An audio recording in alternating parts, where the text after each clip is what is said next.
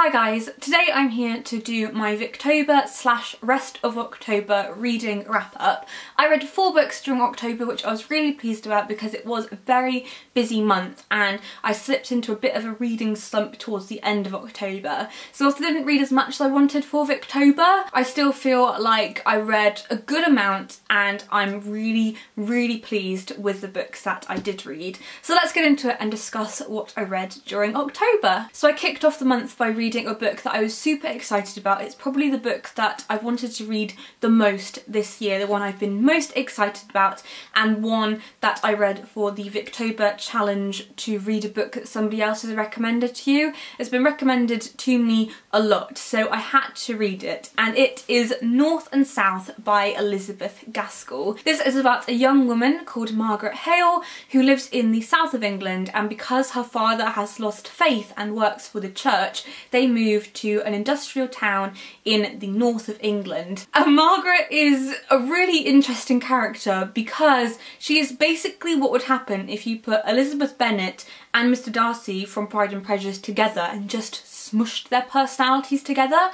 She's so proud, she's so prejudiced, but not in an annoying way. I expected her to be annoying with it, but it was just who she was, and I could actually work out how she had ended up that way. So I would describe North and South as a much grittier version of Pride and Prejudice. What would happen if you took Pride and Prejudice and actually discussed more of the social and political history that was happening at the time. This is the second of Elizabeth Gaskell's books that I've read. The other one is Cranford, and this is definitely my favourite, and I can see it remaining my favourite too because it was just my kind of book. I read Shirley by Charlotte Bronte earlier in the year, and no spoilers, but it may be my favourite book of the year so far, but you'll have to wait until my end of year favourites list just to make sure. And this was very similar to it in the way that it discusses the mill owners, and the difference in this is that it discusses what it's like to be the mill owner, but what it's also like to be the one working for the mill. And it's written and set during a time when industrialisation is rife and really seeing the consequences of it, the pollution,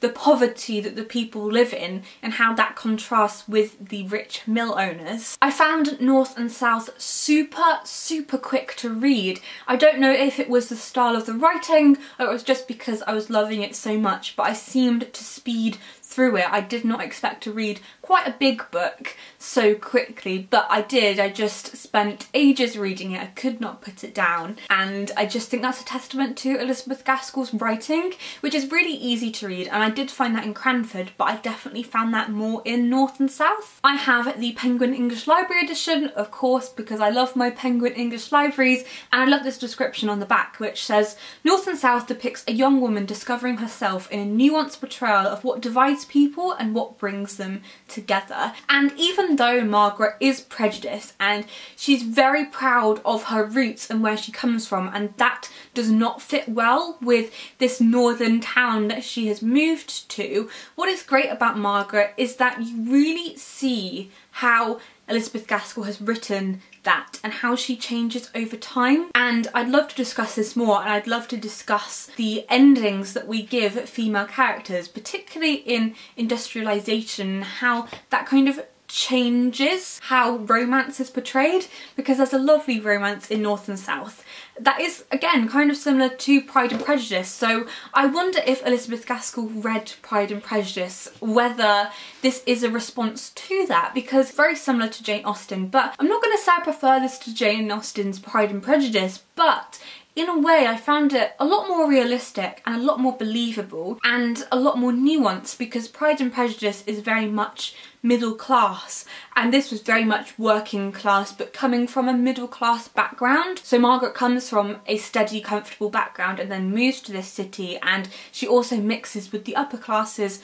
and the lower classes, and so you definitely get a more well-rounded sense of place in North and South. I would definitely read North and South again. I love this book and I can't wait to watch the BBC adaptation very soon. Then the second book I read for Victober was Two on a Tower Tower by Thomas Hardy. You probably know how much I love Thomas Hardy, and I really want to film a video about Thomas Hardy for my classic series, but I do not feel like I read enough of his books yet. So I wanted to read Two on a Tower, which is one of his minor novels. It's not one like Tessa D'Urberville's or Far from the Madding Crowd or Jude the Obscure or The Mayor of Casterbridge. Those are what I would class as his major novels, and this is one of the ones that people forget about a lot. It's not the one that everybody knows about or everybody reads, so I thought it was going to be an interesting one to consider. Whilst I don't think it's my favourite of his books, whilst I don't think that it's as good as his other books, I still really loved it. So my 4-star rating was based on my love of Tessa D'Urberville's and Far from the Madding Crowd,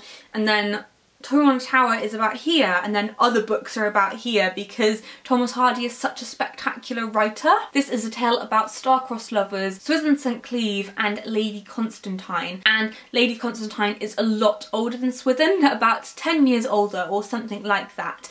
And back then in Victorian times that was pretty much frowned upon because she was so much older. She had this absent husband and he was so much younger and had a future ahead of him, and they fall in love, and typical Thomas Hardy fashion, I wouldn't say this is a tragedy because a lot happens in it that's really good, but it's Thomas Hardy and he likes to be a bit doom and gloom sometimes, but in quite an uplifting way. Where Shakespeare is like stabbing, killing, let's kill everyone, Thomas Hardy is a bit more chill about it, but it's still like, yeah, I'm gonna make you cry. I'm gonna make you cry, and I really appreciate that level of tragedy. I loved the character of Swithin St. Cleeve. I thought he was so cute. He was very immature at times, but I just loved him. I fell in love with him completely during this book, and I also fell in love with Lady Constantine, who actually I would like to consider more. I'd really like to revisit this book and really go into more depth with it, whether that's through a video or just on my own. I would definitely read it again because I could read Thomas Hardy's books over and over again and I wouldn't get bored of them. My favourite thing by far about Thomas Hardy's novels, which I've mentioned in quite a few other videos where I've discussed his works, is that he knows the landscape he's writing about. This fictional world of Wessex, which is based on the county of Dorset, which is in the south of England. He knows it so well. He knows it inside and out. He knows the animals that live there, he knows the birds, he knows the plants. He just gets it because he's grown up there, and he is second to none at writing landscape descriptions. For example, the first sentence is, "On an early winter afternoon, clear but not cold, when the vegetable world was a weird multitude of skeletons through whose ribs the sun shone freely, a gleaming landau came to a pause on the crest of a hill in Wessex." That's the level of description that he gives. And at first, when I read my first Thomas Hardy novel, I thought that was a bit overload, but now that I've really eased into it, now I've read a few more of his novels, I just love it and I feel really at home in Wessex. And can you tell how much I love Thomas Hardy? Because he is my babe.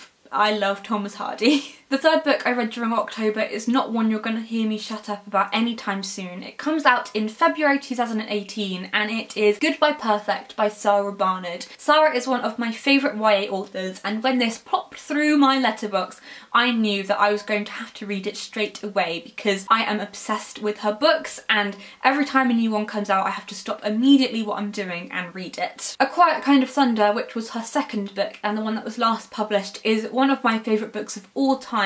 I love it, and so I was a bit nervous about reading Goodbye Perfect because I didn't know if it would live up to it because the standards were very high, but I'm pleased to say that it did, and I absolutely loved this book. I couldn't put it down. I think I might have read it in a night or a night and a morning. I read it in the space of about 24 hours. The thing that I love about Sarah Barnard's books, and the thing that I think makes them really special, is the perspective she gives. So Goodbye Perfect is about a girl who runs away with her teacher, but it's not told from her perspective, it's told from her best friend's perspective, and the quote on the back says, "When I was wild, you were steady, now you are wild, what am I?" And it deals with exam pressure, with the pressure that school puts on you, and also just pressure from outside and how that affects your life and how you rebel. And so the main character, Eden, has rebelled for quite a while, and she's got to a point where she's really trying to knuckle down now, and she's being the steady one because her best friend, who has always been steady and reliable has now gone completely wild, run off with the teacher,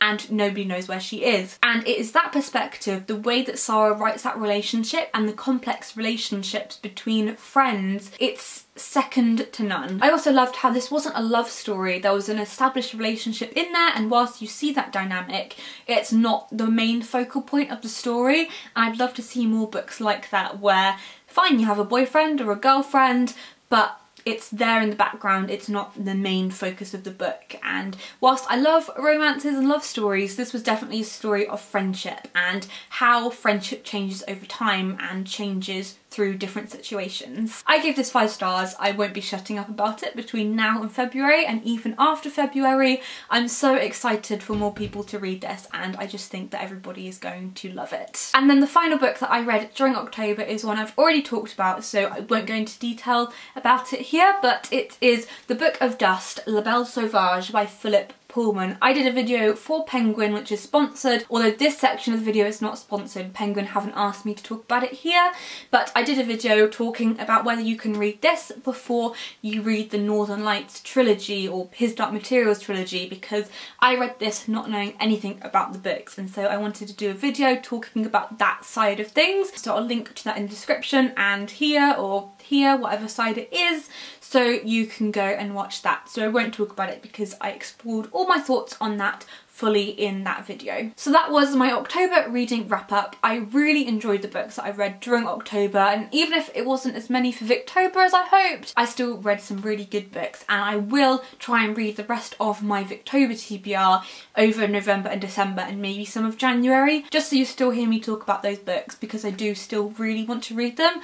I just didn't get to them in October, but that is fine. Thank you to everyone who shared your Victober TBRs too, and shared your pictures and your comments on the books that you read during October. It was so nice to go through my Instagram and go through Twitter and follow the hashtag to see what everyone was reading. Let me know in the comments if you joined in with Victober and what you read and how you found the books. But if you didn't join in with Victober, still let me know what you read and we can discuss all the amazing books. So thank you so much for watching this video, and I will see you guys soon. Happy reading!